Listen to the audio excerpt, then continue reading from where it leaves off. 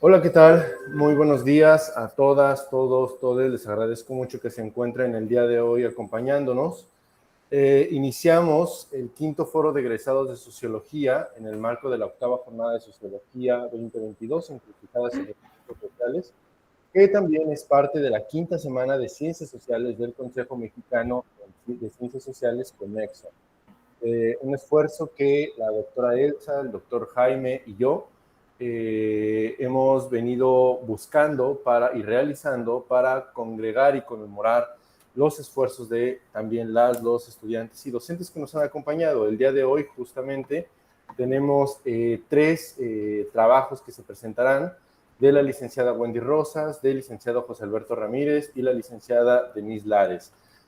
Comenzaremos con la licenciada Wendy Rosas, presentándonos un trabajo que ha titulado Factores externos de desigualdad de oportunidades en jóvenes de EMS en Baja California.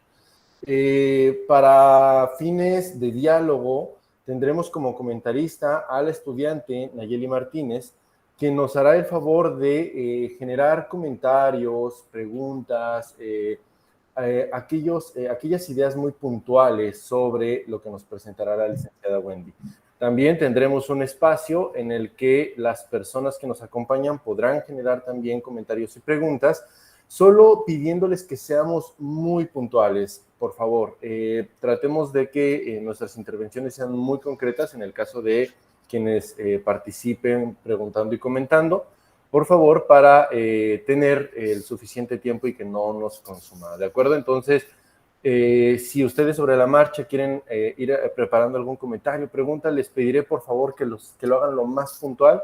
Se pueden presentar, sí, pero de forma muy breve, porque también ya hemos tenido aquí a acompañantes, colegas que nos acompañan de otros espacios y ya se han presentado antes. Entonces, esto con la finalidad de acelerar el proceso.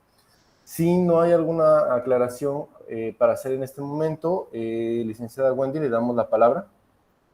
La va a presentar Ixis, Ricardo. Ok. Ixis, Buenos días, soy la licenciada Wendy Rosales Olivares, va a ser la primera ponente del día. Es licenciada en Sociología egresada de la UABC. Ha sido ponente en el Seminario Internacional sobre Espacio Público, Diseño, Violencias e Ilusiones Urbanas de la UNAM en el año 2018. De igual manera, en la Sociedad Mexicana de Sociología de la UNAM del año 2019 y el mismo año en el 32º Congreso Internacional ALAS Perú con el tema del fenómeno de vivienda deshabitada en la frontera norte de México en el fraccionamiento Hacienda de las Torres. Ha sido investigadora asociada de Gobernanza Asociada, Sociedad Cooperativa en el año 2021 y ha sido supervisora e instructora en Censo de Población de INEGI desde el año 2016. Y con esto dicho, se le da la voz a la licenciada. Hola, muy buenos días. Pues muchas gracias por la presentación. En este caso, pues mi tema que pretendo yo hacer un pequeño platicar sobre todo sobre mi tema, una parte de lo que es mi tesis. Mi tema es factores externos de desigualdad de oportunidades en jóvenes de educación media superior en Baja California. Hace rato vi que había generado un poquito de duda el EMS. Suele ser la abreviación que se le da, pero pues lo puse aquí completo para que quede más claro. Y bueno, el Consejo Nacional de Evaluación de la Política de Desarrollo Social, lo que es el Coneval, expone que la desigualdad social es preponderante en nuestro país. Es decir, que viven en situación de pobreza el 41.9% de la población de México. De ese 41.9% se le divide un 34.5% que está en una situación de moderada y un 7.4% que está en situación de extrema. Para esto, el 29.3% de la población se mantiene en condiciones vulnerables por carencias sociales y el 6.9% vulnerables por ingresos, es decir, que mantienen ingresos inferiores a los rangos establecidos. Solo el 18.7% del total de nuestra población está catalogado como no pobre, ni que tampoco está en situación de vulnerable. Es decir, que la brecha entre la miseria y el bienestar es demasiado amplia y demasiado lastimosa. Ya comentado esto, necesito también explicar qué es la desigualdad de oportunidades educativas. La desigualdad de oportunidades educativas cuestiona o se enfoca sobre todo en la medida entre lo que incide el origen social heredado con los logros educativos y las posiciones sociales. Sobre todo se ha dedicado a analizar la posible existencia de vínculos o no en aspectos que van desde la pertenencia étnica, el origen migratorio, la clase social del origen y entre otros. Es decir, que se concreta o se concentra, en detectar la disparidad en función de los orígenes sociales y la posibilidad de continuar, concluir o trascender en el ámbito educativo, es decir, de nivel a nivel. En este caso, para poder detectar cuál era el nivel que tenía una mayor problemática, se hizo una comparación entre los 3 niveles que tenemos en el país, es decir, entre el nivel básico, el nivel medio superior y el nivel superior. Ante esto se detectó que el nivel medio superior tiene un 13% de deserción escolar, siendo que el nivel básico pues ya tiene solamente un 4% y el nivel superior un 6.4%. Es decir, que el nivel medio superior está entre 3 y 2 veces por arriba que los otros 2 niveles. También se detectó, aunque no lo explico aquí, que lo que es el acceso a la educación, pues ha tenido grandes avances. En lo que es en la educación básica, el acceso a la educación está cubriendo un 99% del total de la población, lo que es pues muy bueno para el país. Y en matriculados o en acceso en la educación media superior, se ha alcanzado ya un 64%, que es pues igual un gran logro y un gran avance en los últimos 15, 20 años. Pero aún así, la deserción escolar sigue impactando a la mayoría de la población joven de nuestro país. ¿Qué es la deserción escolar? Es la acción o situación en la que los estudiantes dejan de asistir a clases y que en este sentido se trata de un evento que implica un corte a la continuidad de las trayectorias escolares del individuo. Esto es en palabras de lo que son los autores Blanco, Solís y Robles en su escrito del 2014. Y también se le considera como un fenómeno educativo que no es espontáneo, no es espontánea su aparición, sino es el resultado de un proceso complejo y que es derivado de decisiones influenciadas por preferencias, expectativas, restricciones que enfrentan los jóvenes, como la falta de apoyos familiares, escolares y comunitarios. Estos dos son como los 2 términos que se han considerado para poder describir el fenómeno de la deserción escolar. A partir de esto surge la duda. ¿Existen factores externos de desigualdad de oportunidades educativas que influyan en la deserción escolar de los jóvenes que están cursando el nivel medio superior en Baja California? Para esto, pues se buscó igual en datos del INEGI que 206.420 son los jóvenes que se representan en Baja California y que solo el 82.52% está asistiendo actualmente a la escuela. Bueno, son datos del 2019. Y solamente el 17.48% no está asistiendo. Para esto también es necesario entender que la edad típica en la que se cursa la educación media superior está entre los 15 y 17 años. Y también me parece relevante mencionar que el ciclo escolar en lo que fue antes de la pandemia, que es del 2018 al 2019, Baja California presentó el 9% de deserción escolar.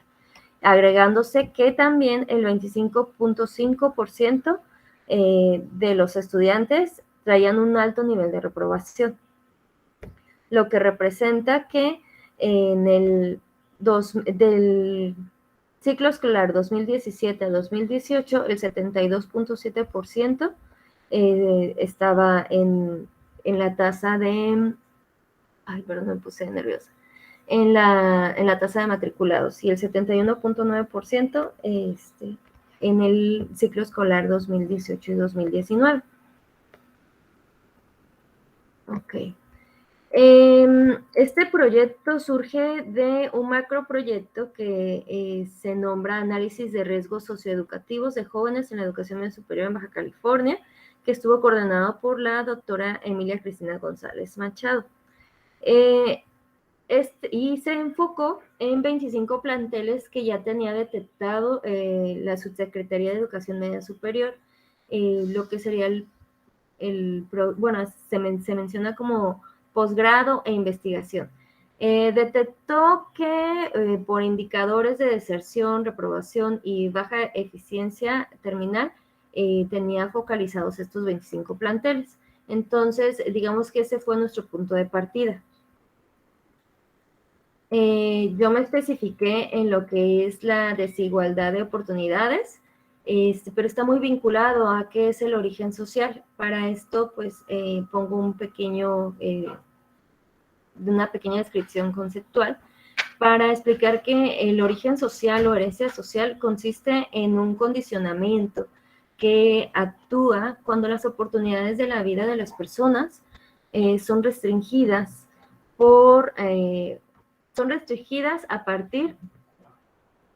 restringidas o favorecidas a partir de su origen socioeconómico o su cuna de nacimiento.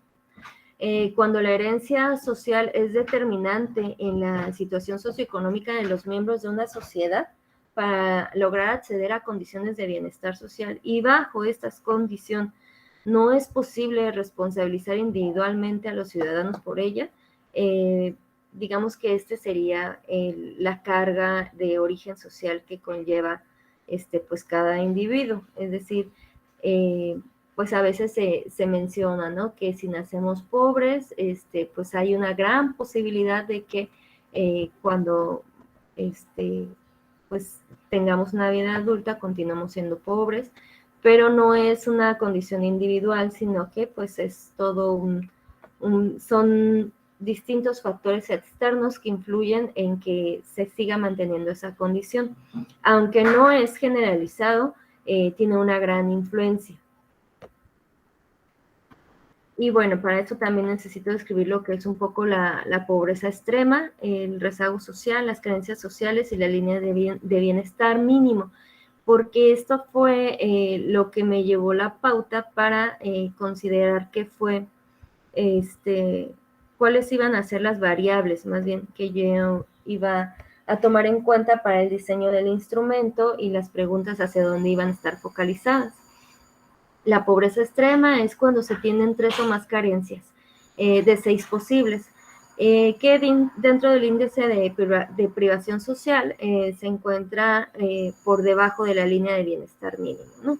Las personas, para esto también me es importante mencionar que el Coneval mide la pobreza desde una multidimensionalidad, es decir, que antes se medía desde, exclusivamente desde los factores económicos o de ingresos, y actualmente no, ya mide pues que se tenga acceso a la salud, acceso a la educación, acceso a una vivienda digna, acceso a seguridad social. Ay, perdón, se me están olvidando algunas otras, pero son 6.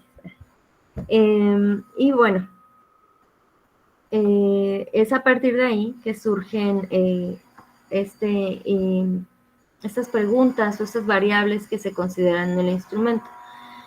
También considera el Coneval el rezago social como pues la extrae más bien con la base de la estimación de datos desde los censos de población y encuestas intersemestrales.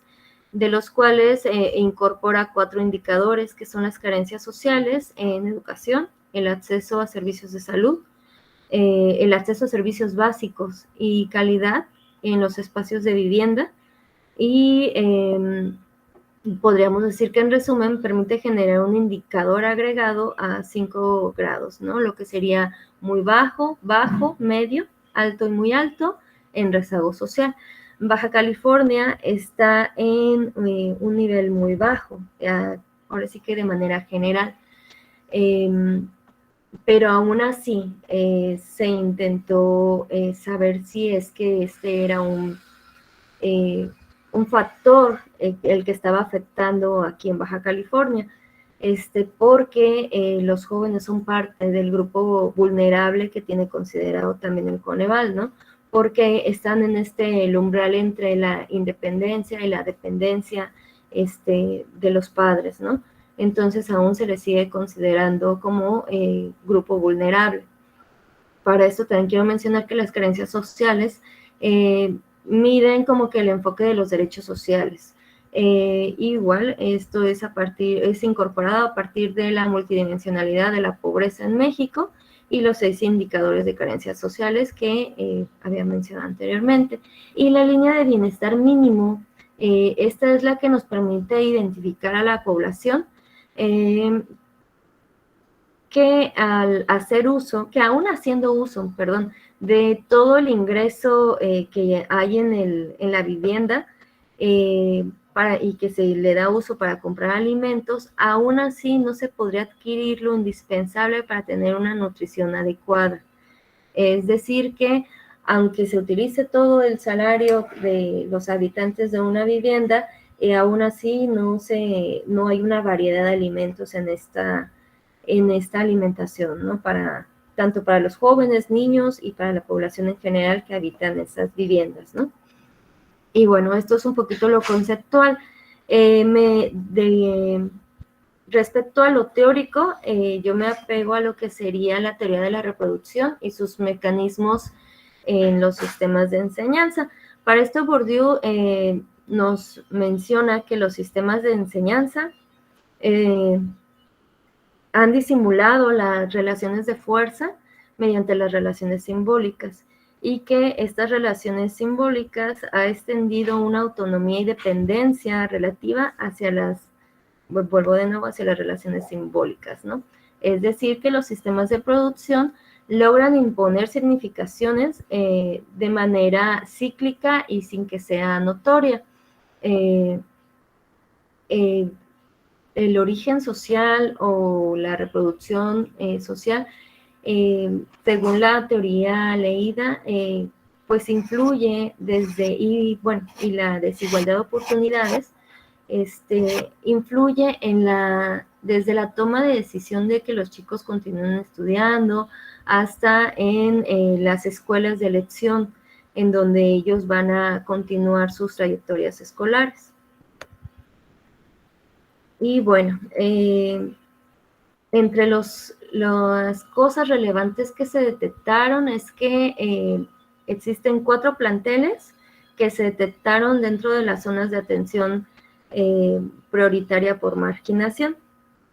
Esos planteles, aunque están ubicados en una AGEP, se determinaron unos polígonos que fueron de las mismas medidas dentro de los 25 o alrededor de los 25 planteles.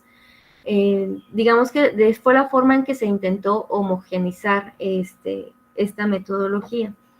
Y a partir de ahí se detectaron que, por decir, en el CETIS con puertas había, estaba compuesto de 3 AGETs y estaba uno, por lo menos dentro de la zona de atención prioritaria, lo que es el CECITA Misiones, estaba integrado de lo que serían 5 AGETs y 2 estaban dentro de las zonas de atención prioritaria.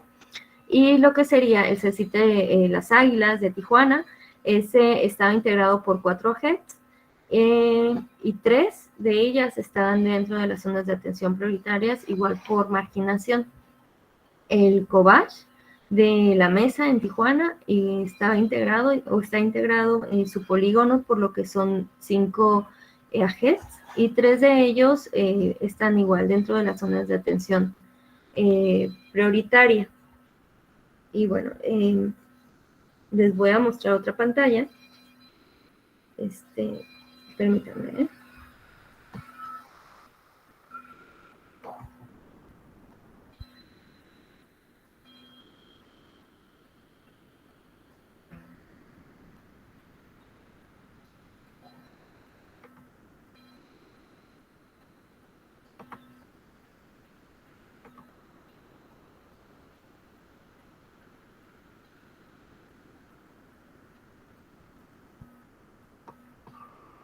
Ok, no. No me lo permite. No te preocupes. Sí, como está dentro de la misma, perdón, no me lo permite, pero pues bueno, lo que quiero, lo siguiente pues se los voy a tener que platicar. Se detectó que, o se intentó más bien hacer una correlación entre lo que fueron los indicadores de deserción, a ver, permíteme, necesito verlo.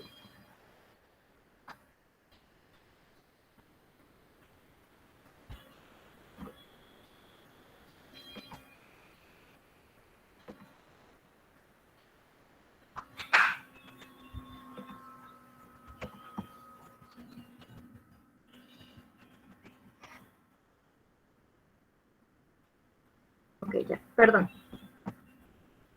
Ok, como les comenté, el origen social también va vinculado con lo que es el nivel escolar de los padres y quiénes son los que hasta el momento forman parte o son más bien las cabezas del hogar o jefe o jefa del hogar, ¿no?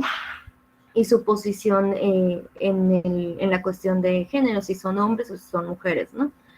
Y bueno, una de las cosas que se detectó es que el nivel escolar del padre y de la madre comparativamente estaba entre los rangos de secundaria y preparatoria. Pero en el caso de las mujeres, había más porcentaje de mujeres que estaban, que tenían como mayor nivel educativo. El 31.1% tenía preparatoria y el 27% de los hombres tenían preparatoria.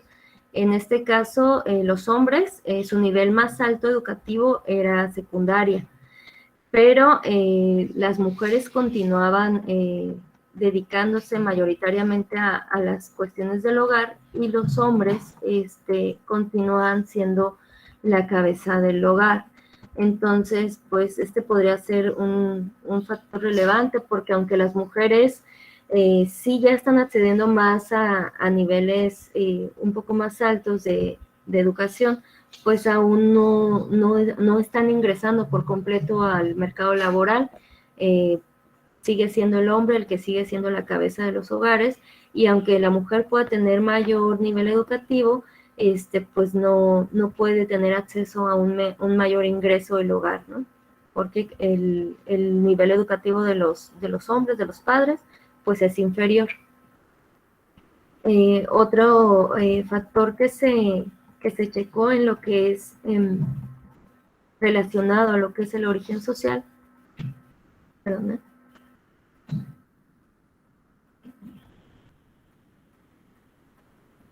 son el tipo de trabajo. El tipo de trabajo se preguntó sobre como en qué sector laboral era en el que se desempeñaba el jefe o jefa del hogar. Para esto se les dio entre los rangos de trabajador agrícola, trabajador de la industria manufacturera, empleado ya fuera del sector público o privado, patrón o empleador con personas a su cargo y trabajador independiente, que son estas personas que tienen un negocio propio, pero que no cuentan con personas a su cargo. Aquí entre lo más relevante fue dimensionar que pues el 43.2% continúa siendo empleados, los jefes del hogar, y el 21.7% son los que se desempeñan como patrón o empleador. El 18.2% de estos jefes del hogar se desempeñan de manera independiente. Y el 13.1% se desempeña en el sector industrial y manufacturero. En los rangos de salarios, también se preguntó como el promedio de ingresos que se tenía el jefe del hogar, y aquí el más relevante fue se preguntaron rangos que fueran menos de 2.500 y entre 2.568 a 5.137. Se midieron a partir de UMAS. Y aquí el que le continuó fue 5.138 a 7.700 y de 7.705 a 10.273, y así continuó. La mayoría de los jóvenes mencionaron que el rango de salarios de los jefes del hogar estaba entre los 2.568 y 5.137. Lo cual pues nos causó un poco de asombro, porque aunque decían que eran empleados, aunque nos decían que eran patrones, los salarios estaban por debajo del mencionado. Entonces no nos mostró como que, o más bien nos indica que no están teniendo un acceso pues representativo para tener una calidad de vida o un nivel de bienestar. Ya nada más les voy a tocar dos temas como que se consideraron en estos factores externos, que es el nivel de acceso a la línea de bienestar, a bienes y recursos, ¿no? Se consideró para esto lo que son las variables de acceso a bienes y a recursos. Se les preguntó que si tenían acceso a comprar comida todos los días, acceso a medios de transporte, acceso a cubrir gastos escolares, a realizar actividades recreativas y a recibir atención médica. Fueron preguntas dicotómicas, pero para poder analizarlas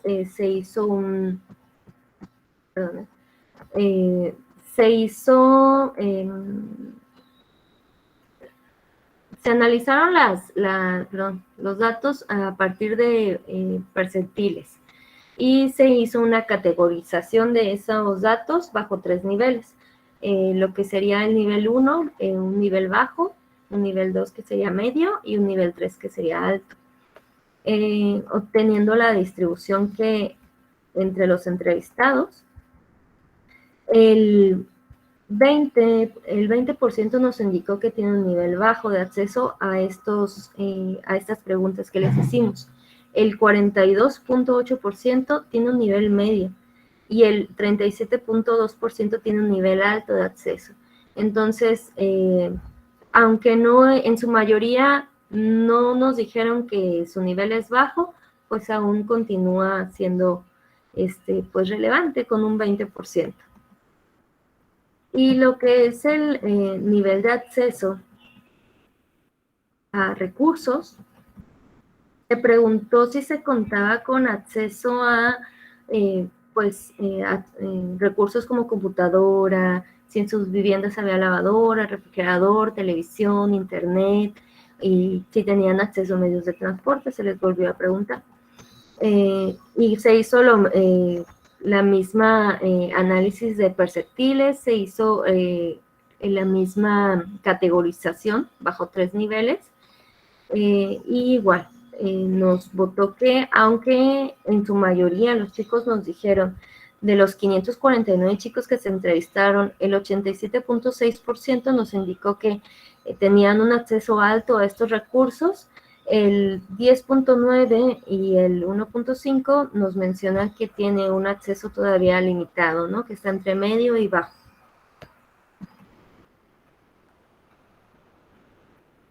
Okay. Y bueno, por el momento sería todo lo que yo les podría presentar.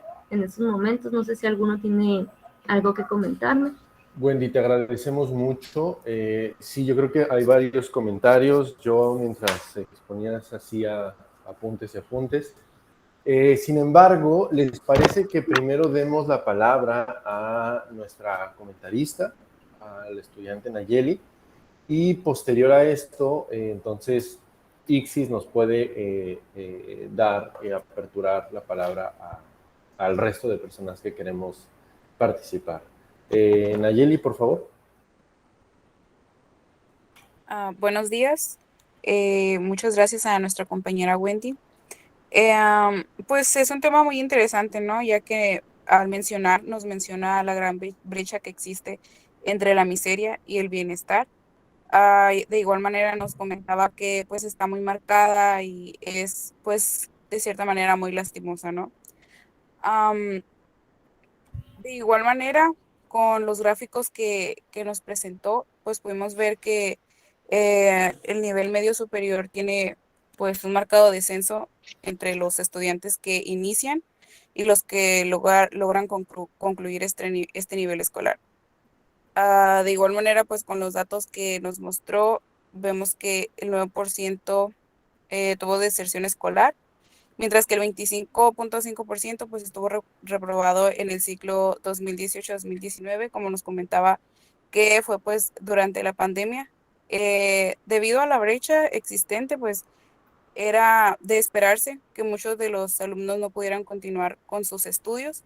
Eh, Más que nada, pues que no tuvieran el acceso, ¿no? Como podemos ver con esta brecha y con los datos que nos mencionó al final, pues muchos de los jóvenes no tenían las posibilidades o no tienen aún de poder haberse continuado con sus estudios con esta pandemia debido a que pues no todos tenían lo necesario, ¿no? Que las clases fueron en línea, no tenían muchos internet, no tenían el equipo para conectarse a sus clases.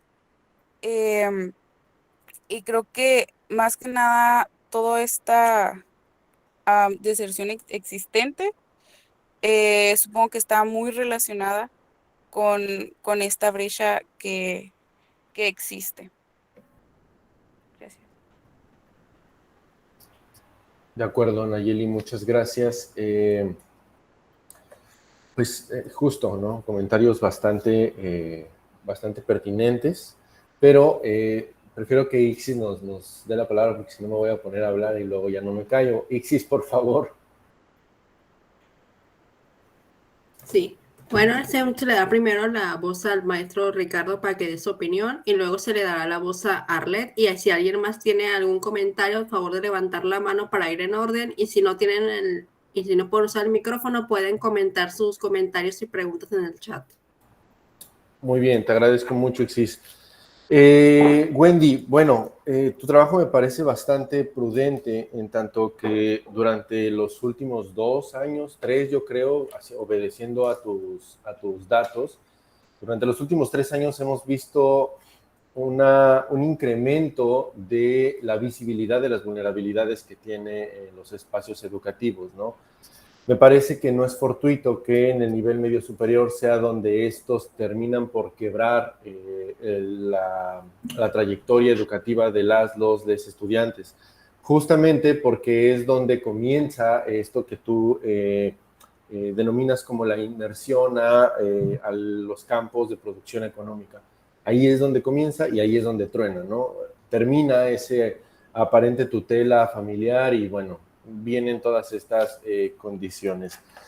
Hay mucho de lo que comentaste que me hace pensar en la necesidad de dar continuidad a tu trabajo justamente por que la pandemia nos enseñó que aparte de que la educación ya era compleja en tanto su sostén, ahora lo es más cuando se visibilizan las precariedades socioestructurales de no tener equipo de cómputo, no tener buen internet, incluso en estos eventos, ¿no? Que a veces tenemos problemas para conectarnos, para transmitir, todas esas características y cuestiones se han venido agudizando.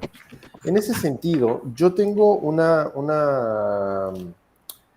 una pregunta para tu trabajo, y es dentro de estos elementos, dentro de estos factores de vulnerabilidad que tú fuiste detectando al paso de la construcción de tus datos, ¿qué otras condiciones son aquellas que, digamos, estén más desde la interpretación cultural, sociológico-cultural? ¿Qué otras de esas condiciones se han fortalecido durante, digamos, los últimos años, obedeciendo también a tus datos, pero también a este ojo crítico que tienes en el trabajo de campo? ¿Qué otras cosas, desde esa interpretación sociológico-cultural, tú pudieras enunciarnos? Ok.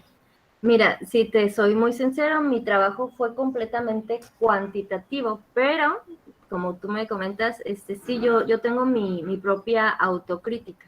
Mi propia autocrítica es que sí necesitaría esta temática un análisis cualitativo, porque yo lo empecé a hacer cuando estaba todavía en la licenciatura. Alguien comentó que creo que se me malinterpretó, que los datos que mencioné son durante la pandemia, y no, los datos que mencioné son previo a la pandemia, porque yo hice toda esta recabación de datos previo a la pandemia. Yo podría asegurar que los datos que se recopilen ahorita van a ser mucho más marcados, ¿no? Porque sí, es muy sabido que hubo mucha reprobación y mucha deserción. A lo que voy, entre una de esas materias, yo ingresé a uno de estos planteles a hacer un proyecto, y me llamaba mucho la atención esa autopercepción que se tienen ellos mismos y esa percepción que tienen los maestros y el personal de los estudiantes que asistían a esos planteles, ¿no? Me mencionaban cosas como que los chicos no sentían que tuviera valor lo que estaban aprendiendo, que no eran como que relevante en el campo laboral real, porque en una dinámica que hicimos, de hecho, llevamos libros para regalar, y los maestros, desde directivos, nos mencionaron que no les regaláramos cosas así a los chicos porque no lo iban a valorar. Y en la experiencia es que los chicos se emocionaron y participaron en las dinámicas que hicimos y todo. Lo que se intentaba era que los chicos tuvieran como que más conciencia, ¿no? Del dónde estaban y hacia dónde querían ir, ¿no? Que se desarrollara el pensamiento crítico. A mí me gustaría que este trabajo fuera hacia ese rumbo, ¿no? El generar como que estos agentes de cambio. Y que pues agarre un rumbo cualitativo, pero hasta el momento donde yo lo dejé es completamente cuantitativo, y sí marca que hay algunas correlaciones, ¿no? Entre la deserción y la violencia, porque la verdad presenté muy poco, he tenido mucho trabajo, pero sí hay algunas correlaciones, aunque no son tan marcadas, sí continúan siendo relevantes, pero creo que, como tú dices, va más hacia el ámbito cultural, y lo mío va más hacia, pues, lo que es, pues, datos estadísticos, desigualdad, lo que pueda yo medir, ¿no? En estos momentos, en la licenciatura, yo voy sobre lo que pueda medir, ¿no? Me parece maravilloso lo que mencionas, porque creo que ese es el objetivo al construir una investigación, ¿no? E incluso determinar que muchos de estos datos que pueden llegar a ser o pueden llegar a darnos la impresión de que son meramente cuantitativos, nos visibilizan otras cosas, y quien está haciendo la investigación tiene una participación muy activa en lo que observamos, en cómo podemos llegar a generar conclusiones como esta que estás dándonos, ¿no? Si hay elementos culturales que habría que explorar. Y bueno, afortunadamente siempre en la sociología hay otras vías en las que podemos comenzar a investigar o incluso llegar a intervenir. Muy interesante lo que mencionas. Bueno, Ixis, no sé si quieras volver a tomar la palabra, por favor. Sí, ahora se le dará la voz a Arlet, por favor que sea la brevedad, ya que solo quedan 15 minutos. Hola, ¿qué tal? Muy buenos días. Yo soy Arlet Ruiz Guzmán, soy egresada y titulada de la licenciatura en Sociología. Provengo de la Universidad Autónoma del Estado de Morelos, radico en el Estado de Morelos, municipio de Xochiapan. Al igual, soy del país de México, tengo 23 años. y es un honor, un gusto estar entre ustedes dando cierre a este evento de sociología. Licenciada Wendy, me pareció muy interesante su trabajo, porque créame que es una mirada crítica que nosotros como sociólogos nos podemos ir entendiendo en cuanto a estas áreas propias de la subdisciplina. En este caso, lo que usted nos planteó fue muy interesante porque desafortunadamente la brecha de desigualdad o la brecha de pobreza ha ido en aumento en nuestro país, y no tan solo lo podemos ver con la condición económica, también en espacios donde los demás individuos se desenvuelven. Entonces, cuando usted hacía referencia a las cifras o nos presentaba los casos de cómo se ha dado la pobreza o incluso la misma marginación por tener una condición diferente o social, esto nos da como a la pauta de analizar sociológicamente de por qué se da como esa forma de desigualdad, o por qué de esa forma se ha ido en aumento el índice de lo que es la brecha de desigualdad o de la pobreza. Porque si bien lo comentaba, cada brecha o cada pobreza va diferente, pero también tiene unas diferentes cifras estadísticas, y como lo presentaba acá, también en cuanto al aspecto escolar, si ha habido la deserción o lo que es el rezago educativo, y todo esto pues ha traído como consecuencia de que ahorita pues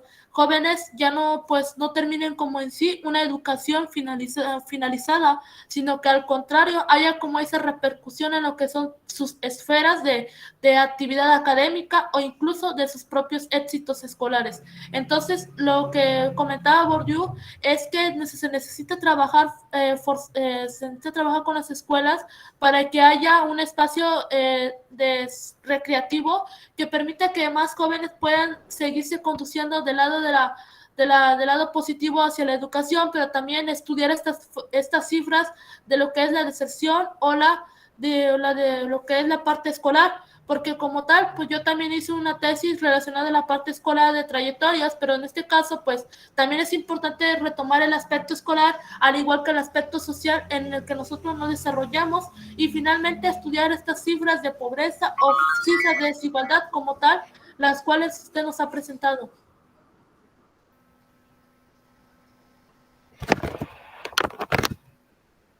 Ay, perdón, no se escuchó lo último. Se me quedó pasmada la computadora. Nada más lo último me lo puede mencionar. Bueno, lo último era que desde la sociología de Bourdieu es necesario trabajar con el aspecto educativo, porque ahorita como la pandemia pues trajo serios cambios también en el aspecto escolar, de que muchos estudiantes no tenían acceso a los aparatos tecnológicos o cosas así.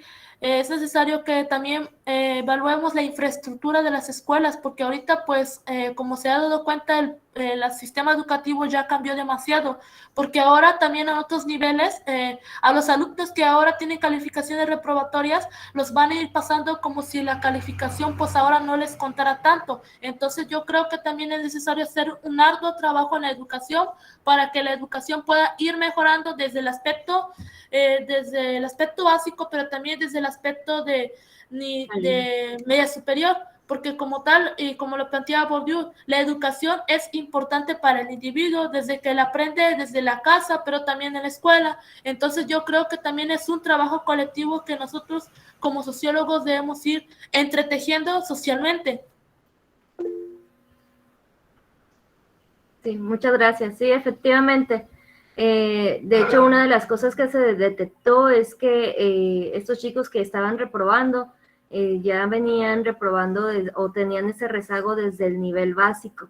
Entonces, pues ya en el nivel medio superior, ya los maestros pues ya no se detenían tanto con ellos, y estos chicos pues continuaban reprobando, y pues las cantidades se preguntaba cantidad de materias reprobadas, y pues iban de 2 a 10 y 12 materias. Entonces, obvio, ese también es un factor de riesgo para que los chicos puedan continuar o culminar su trayectoria en nivel medio superior.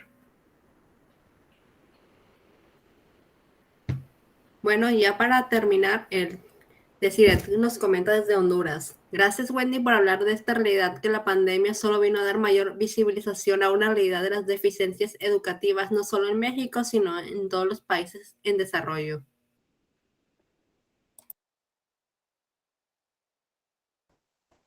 Bien, Pues como han comentado, Wendy, hay muchos elementos acá a fortalecer.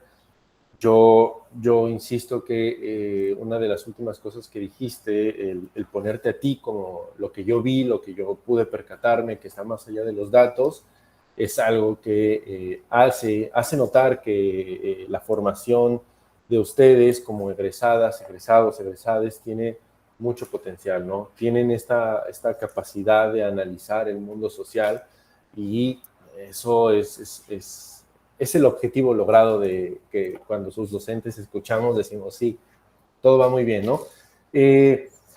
Pues bueno, tu trabajo seguro lo continuarás en algún momento, ojalá que así sea, y hay mucho aún por investigar y por fortalecer. No sé si tú, Wendy, quisieras cerrar con un último comentario, con algo que quisieras agregar. Está apagado tu micrófono. Ya, perdón. Fíjate que sí, algo que comentó, creo que la compañera Arlette Ruiz, era esto de que la calidad educativa.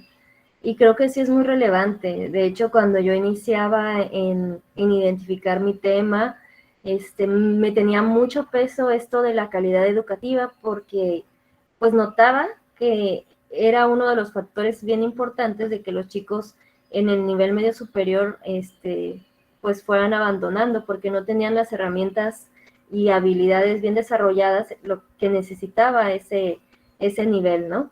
Y pues por lo menos lo que ella comentó, como sociedad, como comunidad, pues solamente nos queda eso, ¿no? Intentar pues desarrollarlo y como ese proyecto que te digo que se intentó hacer, desarrollar el pensamiento crítico, empezar con esas pequeñas semillitas para que como que los chavos no es que sean de otro, porque como que los ven muy ajenos a nosotros y pues no, es el resultado de nuestra sociedad, ¿no? De nuestras familias, de nuestro entorno, de la música, de todo. Entonces, en el momento en que hagamos que ellos realmente se sientan parte de, yo creo, y empiecen a analizar todo de manera más crítica, ellos van a empezar a darse cuenta, ¿no? De la relevancia que es que ellos continúen sus estudios, ¿no? Creo que por mi parte sería todo. Muchas gracias. Muchas gracias, Wendy. Te agradecemos mucho y también a quienes participaron, Arlette, Desiret. Muchas gracias a Nayeli por tus comentarios. Ixis, no sé si quieras que vayamos dando paso, nos quedan pocos minutos, pero podemos ir dando paso para que nuestro compañero, nuestro colega José Alberto comience si vas a proyectar, José Alberto, o alguno vas a presentar para ir haciendo pruebas técnicas. Sí, por supuesto. Entonces. Muchas gracias, Wendy. Ixis, te doy la palabra.